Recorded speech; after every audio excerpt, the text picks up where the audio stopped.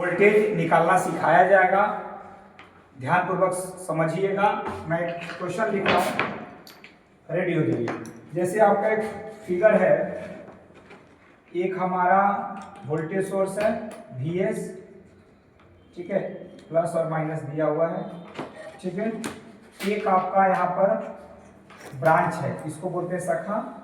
ये आपका है R2 और I2।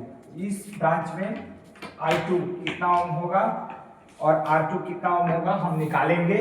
इसके बाद से एक R2 और I2 हुआ। यहाँ पर आ रहा है आपका करंट आ रहा है इसमें टोटल 5 सप्लाई। करंट इसमें है आपका 5 एम्पीयर करंट प्रवाहित हो रहा है इस सर्किट में। और उसमें दे रहा है कि इसमें यदि I1 का मान 3 एम्पीयर हो जाए तो R1 का मान यदि आपका 10 ओम हो तो पूछा जा रहा है आपका कि R2 और I2 कितना होगा। अब ध्यानपूर्वक सुनेंगे। करंट कितना आ रहा है हमारा 5 एम्पीयर। तो करंट जब 5 एम्पीयर आ रहा है, यहाँ पर हमारा I हो गया 5 एम्पीयर। ध्यानपूर्वक समझिएगा। और करंट इसमें कितना आ गया 3 एम्पीयर। तो यह परिपथ, यह और यह समानांतर में है। तो जब इसमें 3 एम्पीयर का करंट चला गया तो इसमें कितने एम्पीयर का करंट आएगा तो I2 का मान कितना हो जाएगा 2 एम्पीयर हो जाएगा। अब जब यह परिपथ समानांतर क्रम में है तो जितना वोल्टेज यहाँ होगा उतना ही वोल्टेज यहाँ पर हम वोल्टेज निकाल रहे हैं। ओम का फार्मूला होता है V बराबर IR होगा। I का मान दिया हुआ है 3 एम्पीयर। R का मान दे दिया है 10 दिया ही 30 वोल्ट। तो यहाँ पर हमारा आएगा कितना वोल्ट 30 वोल्ट। यहाँ पर हमारा आएगा 30 वोल्ट। तो यहाँ पर भी होगा 30 वोल्ट। क्योंकि समानांतर क्रम में वोल्टेज क्या होता है बराबर होता है। और घरों की वायरिंग भी हम किस क्रम में करते हैं समानांतर में। यहाँ पर हमारा 30 वोल्ट आ गया। हमको निकालना है R2। तो V बराबर होता है IR। V का मान दे दिया है 30, I का मान दे दिया है 2 एम्पीयर। R का मान निकालना है। R2 का मान R2 रहने दीजिए 30, 2 भाग में आएगा तो 15 गुना 30 यानी 15 हमारा R2 होगा। R2 का मान 15 ओम हो जाएगा और I2 का मान 2 एम्पीयर हो जाएगा। R2 का मान 15 ओम जो मात्रक होता है प्रतिरोध का होता है। और I2 का मान 2 एम्पीयर यानी 2 एम्पीयर यह धारा बहेगी। अगला सवाल, इसको अभी स्टॉप कर। हाँ चलिए। डियर स्टूडेंट्स, ये आपका दिया हुआ एक सर्किट, ये धनात्मक है, ये ऋणात्मक है आपका। और यहाँ पर दिया हुआ है कितने वोल्ट है 60 वोल्ट। यहाँ पर एक सर्किट दिया हुआ है, ओम दिया हुआ है ये आपका। यहाँ पर V1 और R1। तो R1 का मान दिया है आपका 20 ओम, ठीक है। और इसमें जो सप्लाई आ रही है वो आ रही है 3 एम्पीयर, ठीक है। कितनी एम्पीयर आ रही है 3 एम्पीयर। 3 एम्पीयर। और आपका यहाँ पर 2 प्रतिरोध दिया हुआ है। इन दोनों प्रतिरोधों, इसमें आ रहा है I2, इसमें आ रहा है आपका I2। यहाँ पर हमारा V1 दिया है, ये दिया हुआ है। और इसमें आपका दिया है R2 दिया है आपका 25 ओम और R3 दिया है 5 ओम। तो इसमें सवाल में आपका बोला है कि R1, R2, R3 में कितना वोल्टेज का ड्रॉप होगा, कितने वोल्टेज का ड्रॉप होगा। तो पहले हम सिस्टम ये बना ले रहे हैं कि इसमें आ रहा है कितना एम्पीयर 3 एम्पीयर।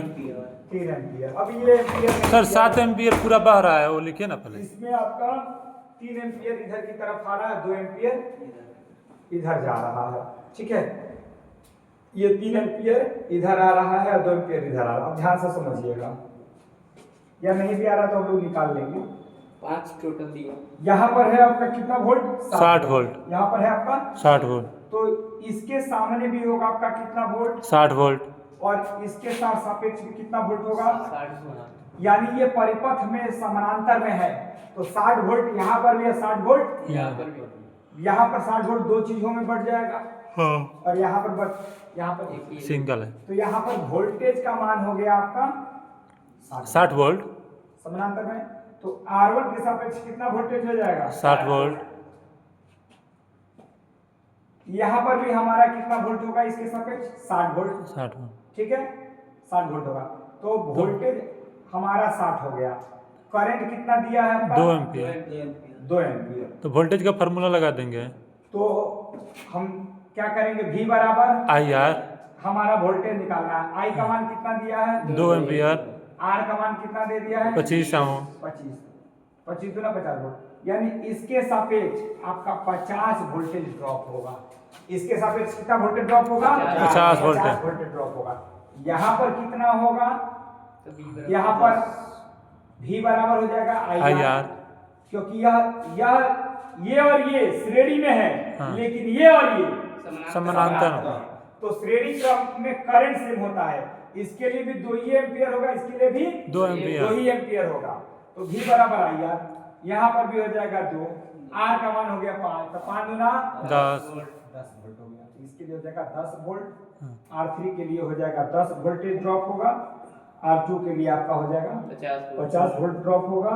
और R1 के लिए 60 वोल्ट। इसमें एक चित्र बना रहे हैं, जैसे मैंने चित्र अपने पास उसका बनाया हुआ है। एक अलग चित्र है, ये दिया हुआ आपका सोर्स वोल्टेज, यानी यहाँ से सप्लाई बहेगी, बैटरी हो सकती है। जी सर। एक यहाँ परिपथ दिया हुआ 2 प्रतिरोध, ध्यान से समझिएगा, समझ लीजिएगा तो हो जाएगा। और आपका यहाँ पर एक दिया हुआ है प्रतिरोध, यह आपका R1 हो गया ब्रदर, यह आपका R2, यह आपका R3, यह आपका R4। R4 हो गया। R1, R2, R3, R4 हो गया। तो R1 में सर एम्पियर लिख दीजिए। R1 में दिया हुआ है आपका कितना ओम? 10 ओम। 10 ये ओम। क्वेश्चन में दिया है। हाँ। इसके लिए दिया है आपका 20 ओम। 20 ओम। इसके लिए दिया है आपका 12 ओम। और इसके लिए आपको निकालना है कि कितना ओम होगा, और इसके साथ साथ यहाँ पर वोल्टेज भी निकालना है कि कितना होगा। ठीक है, और इसमें दिया हुआ है कि यहाँ पर 3 एम्पियर, यहाँ पर 3 एम्पियर का करंट है। यहाँ पर कितने एम्पियर का करंट है? 3 एम्पियर। 3 एम्पियर का करंट है। और हमारा टोटल दिया है, टोटल हमारा करंट 7 एम्पियर है। टोटल करंट कितना है? 7 एम्पियर है। अब यहाँ से ध्यान से सुनिएगा, जब टोटल करंट कितना दिया है? 7 एम्पियर। बड़ी ध्यान से समझिएगा इन बातों को। 3 एम्पियर जब यहाँ पर आएगा तो यहाँ पर कितना एम्पियर हो जाएगा? 4। ये बुद्धि लगाने वाली बात है। यहाँ से आ रहा है आपका 7 एम्पियर। जब 7 एम्पियर, यह इसके सापेक्ष ये है और इसके सापेक्ष ये है, यानी ये वाला परिपथ और ये वाला परिपथ, यह कहलाएगा समानांतर। जितना वोल्टेज यहाँ होगा उतना ही वोल्टेज यहाँ होना चाहिए। और क्वेश्चन में दिया हुआ है कि इस परिपथ में धारा का मान कितना एम्पियर है? 7 एम्पियर। जब और ये नहीं दिया हुआ था, यहाँ पर दिया हुआ था 3 एम्पियर, तो यहाँ पर कितना एम्पियर हो जाएगा? 4 एम्पियर। 4 एम्पियर। 7 में से 3 घट जाएगा तो यहाँ पर हो जाएगा 4 एम्पियर। 4 एम्पियर। अब यहाँ पर हम वोल्टेज निकालने का प्रयास करेंगे। वोल्टेज का V बराबर क्या होगा? IR। I और R। बच्चे नहीं है आप।